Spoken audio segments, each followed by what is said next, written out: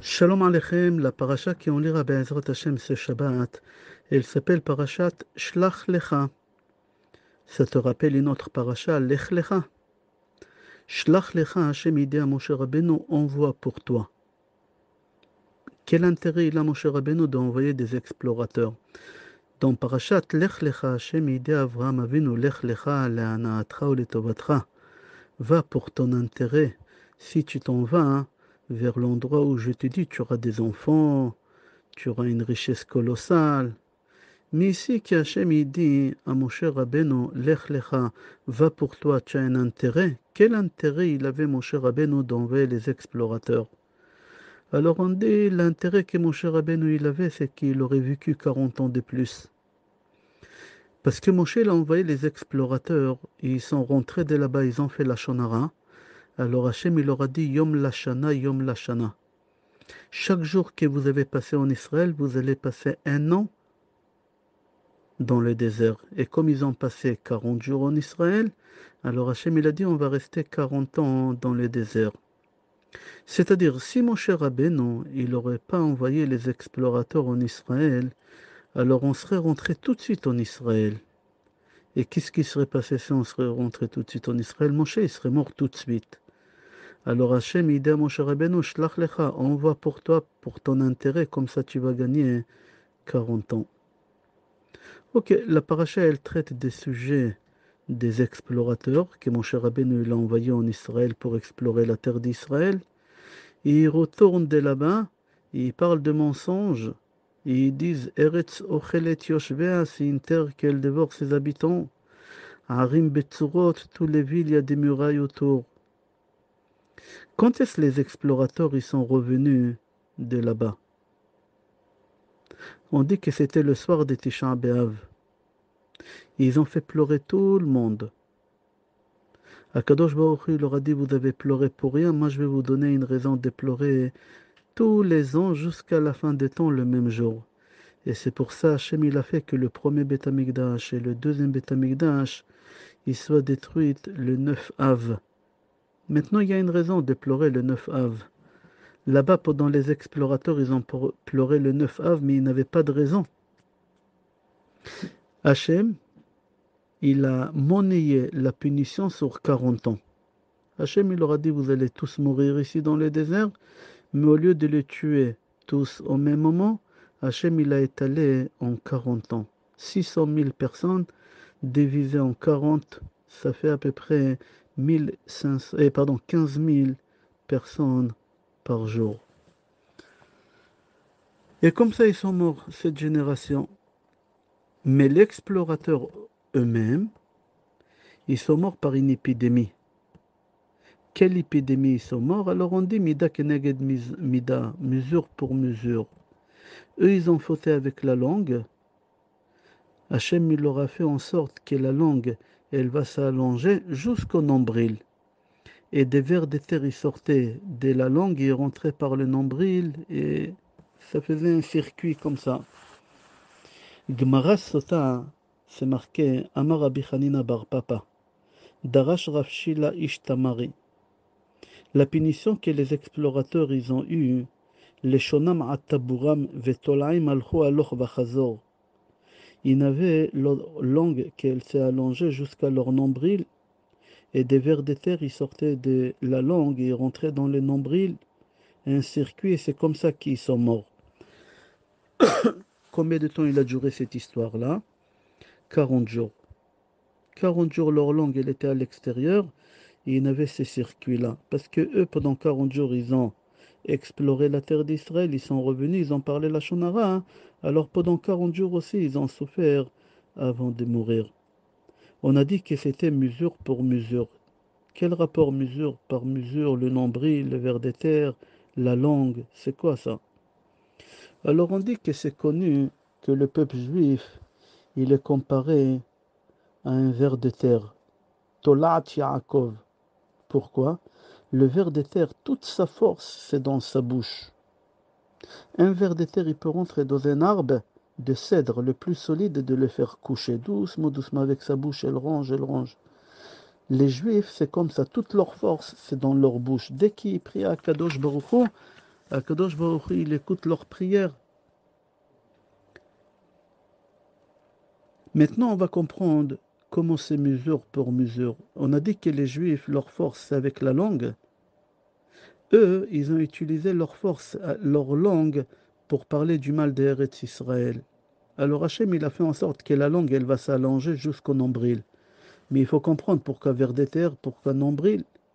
Vers des terres, parce qu'on a dit que les bénis Israël, ils sont comparés à des vers des terres. Comme un ver des terres, toute sa force, elle est dans sa bouche. Un juif, toute sa force, elle est dans sa bouche aussi, au moment qu'il fait la tfila.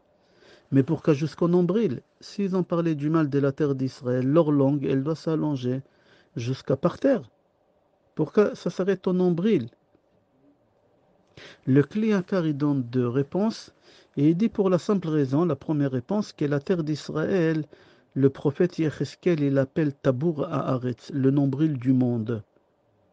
C'est-à-dire quoi le nombril du monde? Que la discussion centrale dans le monde, quand il y a un journal dans le monde entier, souvent c'est Israël. D'après la statistique, on parle d'Israël une fois tous les 3 jours dans n'importe quel pays au monde. Et c'est pour ça qu'on appelle la terre d'Israël le nombril du monde. Et c'est pour ça, leur langue, elle s'est allongée jusqu'au nombril du monde. Un autre endroit, dans Parashat Shoftim, on parle des nombrils. Au moment qu'on trouve un cadavre entre deux villes et on ne sait pas l'assassin de quelle ville il vient, alors on fait Egla à Roufin. On prend un veau et on le sacrifie et après on le tue, pardon, et après on mesurait la ville la plus proche vers le cadavre. Et la ville la plus proche, c'est de là-bas que l'assassin vient et il faisait un tikkun. Alors la Gemara Sota, dans page Memhe, dit on mesurait d'où jusqu'à la ville, de quelle partie du corps. Alors c'est une contradiction entre Rabbi Akiva et Rabbi Eliezer. Rabbi Eliezer, il dit on mesure à partir de nombril parce que c'est le centre du corps de l'homme. Rabbi Akiva, il dit à partir de la narine parce que c'est de là-bas, Hachem, il a insufflé la vie à l'homme. Pourquoi je ramène ça? Parce qu'ici, il y a des vers de terre aussi. Comment? C'est marqué dans Tarkoum Yonatan Ben Ozel, ça va être la Elula cette semaine, je crois jeudi. Je crois jeudi, Ben Hashem. Il dit que après des nombrils de ce cadavre-là, il y a des vers de terre qui sortaient et ils marchaient jusqu'à la maison de l'assassin. Et comme ça, ils savaient qui a tué la personne. Ok, moi j'aimerais donner la deuxième réponse. Et la deuxième réponse est d'après le Baal Tanya Kadosh dans l'Écouté Torah. Dans l'Écouté Torah, pardon. Il explique et il dit comme ça. Bnei Israël, quand ils étaient dans le désert, ils n'avaient pas besoin de manger et d'aller aux toilettes. La nourriture qu'ils mangeaient, c'était une nourriture spirituelle, la manne. Tous les jours, la manne, elle tombait devant leur porte. Tous les jours. L'eau, ils buvaient de l'eau des puits de Myriam. Ils étaient protégés avec des cotons. Ils avaient des nuées autour d'eux. Ils avaient une température idéale tout le temps, 22 degrés. Ils n'avaient pas besoin de changer des habits. Les mêmes habits qu'ils ont sortis d'Égypte, ils ont resté pendant 40 ans. Ils n'avaient pas besoin de les laver. Ils n'avaient pas besoin d'acheter des chaussures.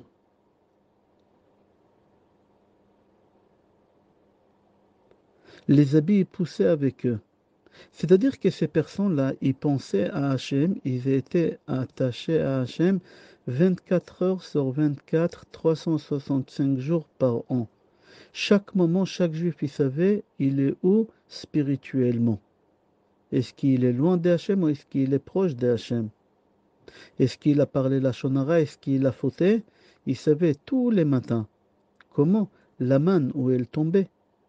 C'est-à-dire que pour eux, tout de suite ils faisaient tchouva. C'est-à-dire que pour eux, c'était Kippour. Tous les jours, 365 jours dans l'année, c'était Kippour. Essaie de te rappeler, c'est quoi ton sentiment veille de Kippour? Après 40 jours de préparation, slichot, depuis Rosh Chodesh Elul. Eux, ils vivaient ça tous les jours. Comme c'est dit le Baal Atania. Le Baal Atania, il dit, on appelle ça un agatanes. Il respirait des miracles pendant 40 ans. Tous les jours. D'où tu as vu un puits qui roule avec eux, qu'il se déplace avec eux. la clim 24 heures à 23 degrés. Jamais il y a un panne d'électricité, il marche tout le temps. Les Mraglim, les explorateurs, ils n'ont pas voulu quitter ce niveau-là. Ils n'ont pas voulu. Ils étaient attachés à Hachem. Alors le Baal Hatani a dit, ils ont dit, il faut mieux parler des mal d'Eretz Israël, parce que si on rentre en Eretz Israël, on va rentrer dans la façon que le monde il se comporte d'après la nature. Et c'est pas bon, il faudra qu'on aille travailler. On préfère rester comme ça. Dans Sefer Drashot Bet Ishai, il dit que c'est pas un but de vivre comme ça dans le désert. Chaque bébé, quand il se trouve dans le ventre de sa mère, certes, c'est bien, mais c'est pas pour ça qu'il est venu. Un bébé, c'est bien quand il est dans le ventre de sa mère, il mange qu'est-ce que sa mère elle mange, il boit qu'est-ce que sa mère boit. Job, il dit dans le chapitre 29, Mi teneni kedem, ki me Eloa ishmereni.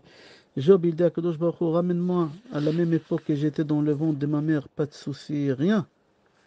Regarde les bébés, quand on l'oblige à sortir, il pleure. Pourquoi? Il dit, mais qu'est-ce que vous faites? Je suis bien où je suis. Pourquoi vous me faites sortir? Alors on lui dit, qu'est-ce que tu crois? Tu es venu ici pour rester dedans? C'est pas le but. Tu es 9 mois ici, maintenant tu as grandi, tu peux sortir, tu sors. C'est pas pour ça qu'on t'a fait descendre. Bnei Israël, quand ils étaient dans les déserts pendant 40 ans, ils avaient la manne. Ils tombaient tous les jours. Ils avaient le puits qui leur donnait de l'eau. Les nuées, ils les ont enveloppés. Maintenant, ils ont dit, on va rentrer en Eretz Israël. Chacun, il faudra qu'il aille travailler. Il faut qu'il aille labourer la terre. Il faudra qu'il aille acheter des choses. On va vivre d'après la nature, pas d'après le Nes.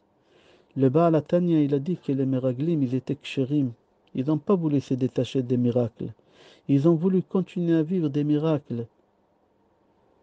Ils n'ont pas voulu rentrer en Eretz Israël parce qu'ils savaient s'ils rentrent en Eretz Israël, ils vont vivre d'après la nature.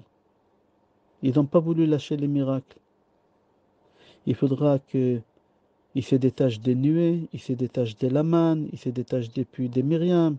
Il faut aller travailler, ils n'ont pas voulu. Les explorateurs, ils ont dit, on est tellement proche d'Hachem dans le désert qu'on ne veut pas se détacher de lui. Alors la seule façon de continuer comme ça, c'est de parler du mal de la terre d'Israël. Et comme ça, on va rester encore 40 ans dans le désert et on va être attaché à Hachem. C'est ça qui les a intéressés.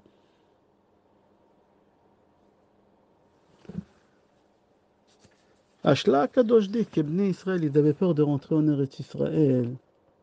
Pour une autre raison. Parce qu'ils savaient, s'ils rentrent en Eretz Israël, Moshe Rabbeinu, il va mourir. Ils n'ont pas voulu qu'il meure. Alors ils ont tout fait pour rester là-bas pour que Moshe Rabbeinu il va vivre encore 40 ans. Ok, on va s'arrêter là. Je te souhaite Yom Tov, Bracha ve'atzlacha, Besorot Tovot, Yeshot ve'Nechamot et Kol Tov.